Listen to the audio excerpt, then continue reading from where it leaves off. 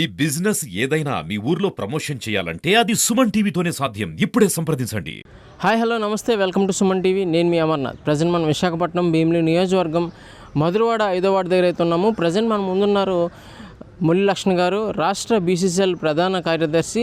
ఇందులో భాగంగా ఈ యొక్క జరిగేటటువంటి మహానాడు కార్యక్రమం, అలానే మినీ మహానాడులు కూడా ఇక్కడ అయితే కనుక ఏర్పాటు చేశారు భీమిలి నియోజకవర్గంలో. అలానే రాష్ట్ర వ్యాప్తంగా జరిగేటటువంటి కడపలో జరిగేటటువంటి మహానాడు 3 రోజుల కార్యక్రమం ఏదైతే మహత్తర కార్యక్రమం ఉందో, ఈ యొక్క కార్యక్రమానికి ఏ విధంగా పనులన్నీ జరుగుతున్నాయి, అసలు దీని నుంచి రాష్ట్ర వ్యాప్తంగా ఉన్నటువంటి తెలుగుదేశం నాయకులకు అండ్ అలానే టీడీపీ కార్యకర్తలకు ఎంతో పండగ వాతావరణం అయితే కనుక నెలకొందని చెప్పొచ్చు. ఒకసారి ఇందులో భాగంగా ఒకసారి మాట్లాడి తీసుకునే ప్రయత్నం చేద్దాం. సో మన ముందున్నారు ముల్లి లక్ష్మణ్ గారు, రాష్ట్ర బీసీసీఎల్ ప్రధాన కార్యదర్శి. ఒకసారి ఆయన మాటలో తీసుకునే ప్రయత్నం చేద్దాం. ఏదైతే 3 రోజుల తెలుగు పండుగ అని చెప్పొచ్చు, రాష్ట్ర వ్యాప్తంగా ఉన్నటువంటి తెలుగుదేశం నాయకులకు, పార్టీ కార్యకర్తలకు, జెండా మోసిన ప్రతి వారికి ఈ యొక్క వేదిక చాలా వరకు దిక్సూచిగా ఉంటుందని చెప్తున్నారు. ఒకసారి ముల్లి లక్ష్మణ్ గారు మాటలో తెలుసుకుని మరిన్ని వివరాలు తెలుసుకుందాం. సార్ నమస్తే. సార్ నమస్తే. 1982 నుంచి తెలుగుదేశం పార్టీ ఆవిర్భావం కాడి నుంచి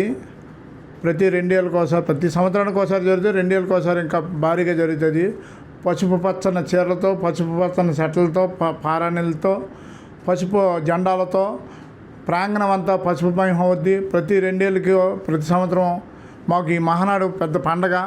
ఎన్టీ రామారావు గారు జన్మదినం కూడా మే నెల 28వ తారీఖున కాబట్టి ప్రతి సంవత్సరం మే నెల వచ్చేటప్పటికి తెలుగుదేశం పార్టీ కార్యకర్తలు, నాయకులు అందరూ ఏకోన్ముఖంగా మహానాడు కార్యక్రమం నిర్వహించడం ఆనవాయితీగా వచ్చింది. భారతదేశంలోనే కాదు, ప్రపంచంలో ఏ పార్టీకి లేనంత కీర్తి ప్రతిష్టలు తెలుగుదేశం పార్టీకి ఉంది. గ్రామీణ దగ్గర నుంచి రాష్ట్ర పార్టీ వరకు ప్రతి సభ్యత్వాల కార్యక్రమాల్లో కానీ, లేకపోతే కార్యకర్తలు సమీకరించడం కానీ తెలుగుదేశం పార్టీని మించిన పార్టీ మరొకటి లేదని సభాముఖంగా తెలియజేస్తున్నాం. సార్, ఇదైతే మహానాడులో జరిగేటటువంటి కీలక నిర్ణయాలు అయితే తీసుకుంటారు. ఏదైతే కార్యకర్తలకు కానీ, లేదంటే జెండా మోసిన ప్రతి ఒక్కరికి దిక్సూచిగా నిలబెట్టేటువంటి ఈ యొక్క మహానాడు కార్యక్రమంలో భీమిలికి సంబంధించి ఏ విధంగా ఉండబోతుందంట? మేము కొన్ని తీర్మానాలు పెట్టాం భీమిలి కాన్స్టిట్యున్సీ తరపున. మా ప్రీతమ నాయకులు, మా కాన్స్టిట్యున్సీ ఎమ్మెల్యే గారి ఆధ్వర్యంలో మధురవాడ పరిసర ప్రాంతాల్లో బహుళ అంతస్తులు లేవుతున్నాయి కాబట్టి, దినదినాభివృద్ధి జరుగుతుంది కాబట్టి నీటి వసతి రానున్న రోజుల్లో ఇబ్బంది అవుద్ది. ఈ బహుళ అంతస్తుల వల్ల 500, 600 అడుగులు బోర్లు వేయడం వల్ల ఈ 100, 150, 200 అడుగులు ఇండివిజువల్ హౌస్ బోర్లు వేసుకుంటానండి. ఇవి రానున్న రోజులన్నీ అంతరించిపోతాయి. పూర్వం ఈ బోరు వ్యవస్థ వచ్చిన తర్వాత నూతులు, చెరువులు అంతరించిపోయినట్టే మా బోర్లు అంతరించిపోతాయి, పెద్ద బోర్లు రావడం వల్ల. దయచేసి ఈ గ్రామీణ వాతావరణం ఉన్నది ఇప్పుడు పట్టణ వాతావరణం మారింది కాబట్టి ఏవైతే చెరువులు ఉన్నాయో ఇవన్నీ పునరుద్ధరించి వాటర్ స్టోరేజ్ ట్యాంకులుగా తయారు చేయమని, ఇవన్నీ చేస్తే రానున్న రోజుల్లో నీటి ఎద్దడి ఉండదని మా పార్టీ ఎమ్మెల్యే గారికి చెప్పాం. దాన్ని ఈవేళ రేపు జరగబో మహానాడులో తీర్మానం పెట్టి నీటికి ఇబ్బంది లేకుండా రానున్న రోజుల్లో చేస్తారు.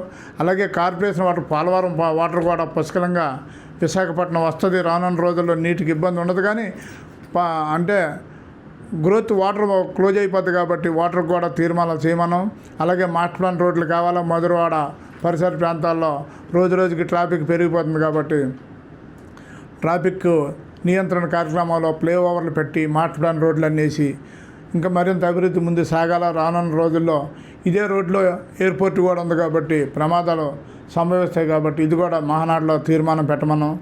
రెండోది, కార్యకర్తల కోసం ఏ పార్టీకి లేనంత దీనిగా ఏదైనా ఒక ఫ్యామిలీలో ప్రమాదవశాత్తు ఏదైనా మరణం వాటిల్లిన వెంటనే 5 లక్షల రూపాయలు మా లోకేష్ బాబు ముందు చూపుతో లోన్లు ఇది ఇన్సూరెన్స్ సదుపాయం కల్పించారు.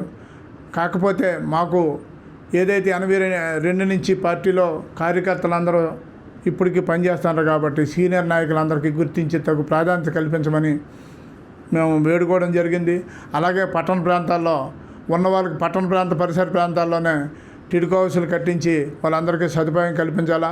గత గవర్నమెంటు ఇక్కడ కాకుండా ఏ తంగుడు బిల్లో లేకపోతే ఏ గుళ్ళోలో పంపించడం వల్ల వాళ్ళు అక్కడికి వెళ్ళరు, దానివల్ల ఇబ్బంది అవుద్ది, వాళ్ళకి వసతి కల్పించలేం. కాబట్టి దయచేసి మధురవాడ పరిసర ప్రాంతాల్లో ఉన్న వేలాది ఎకరాల గవర్నమెంట్ ల్యాండ్ ఉంది కాబట్టి ఆ గవర్నమెంట్ ల్యాండ్లోనే అందరికీ ఇల్లులు కట్టి ఇవ్వాలని మేము తీర్మానం పెట్టమన్నాం. ఈ తీర్మానం కూడా రేపు 28వ తారీఖున బలపరచడం జరుగుతుంది. సార్, ఉన్న రాష్ట్ర వ్యాప్తంగా ఉన్న నియోజకవర్గాల్లో అతిపెద్ద నియోజకవర్గంగా భీమిలిని పరిగణలోకి తీసుకుంటారు. అందులో అలానే జనాభా సంఖ్య కూడా, ఓటర్ల సంఖ్య కూడా ఎక్కువ ఇక్కడ. సో అందులోని మధురవాడ అంటే కనుక రెండో MVP అని చెప్పేసి చెప్తుంటారు విశాఖపట్నానికి. అటువంటి మధురవాడ పరిసర ప్రాంతాల్లో ఎటువంటి అభివృద్ధి ఉంటే ఇంకా బాగుంటుంది? ఈవేళ విశాఖపట్నం, హైదరాబాద్ తర్వాత విశాఖపట్నంలో మొట్టమొదటి స్థానమే మధురవాడకి ఏర్పడింది. ఒకప్పుడు 1 టౌను లేకపోతే MVP కాలనో, సీతమ్మదారో ఒక అద్దెలు కానీ మార్కెట్ వాల్యూ కానీ ఎక్కువ ఉండేవి. ఇప్పుడు మధురవాడ హయ్యెస్ట్ అయిపోయింది. అందుచేత అభివృద్ధి అన్నీ మధురవాడ సైడ్ అయింది కాబట్టి మధురవాడ అన్ని రకాలుగా అభివృద్ధి చేయనందుకు మొన్న మా మున్సిపల్ మంత్రి గారు నారాయణ గారు కూడా ఈ పరిసర ప్రాంతాల్లో పర్యటించి ఈ IT హబ్బులు కానీ లేకపోతే ఈ రోడ్స్ కోసం కానీ ఇవన్నీ పరిగణలోకి తీసుకుంటారు. మధురవాడ రానున్న రోజుల్లో దగ్గర హైదరాబాద్ ఢీకొనే పరిస్థితి ఏర్పడుతుందని సభాముఖం తెలియదు. Thank you sir. సో చూశారు కదా, జరగబడినటువంటి 3 రోజుల పండుగ ఏదైతే మహానాడు ఉందో ప్రతి కార్యకర్తకి ఒక పండుగ వాతావరణం అయితే నెలకొల్పింది. ఇక్కడ భీమిలి శాసనసభ్యులైనటువంటి గంటా శ్రీనివాస్ గారి ఆధ్వర్యంలో అతి ముఖ్యంగా చెప్పుకోవాలనుకుంటే కనుక ప్రతి కార్పొరేటర్ ఇందులో సహాయ సహకారాలు అందిస్తూ ముందుకు తీసుకెళ్తున్నారు. కెమెరామెన్ శ్రీనుతో అమర్నాథ్, విశాఖపట్నం, సుమన్ టీవీ, భీమిలి.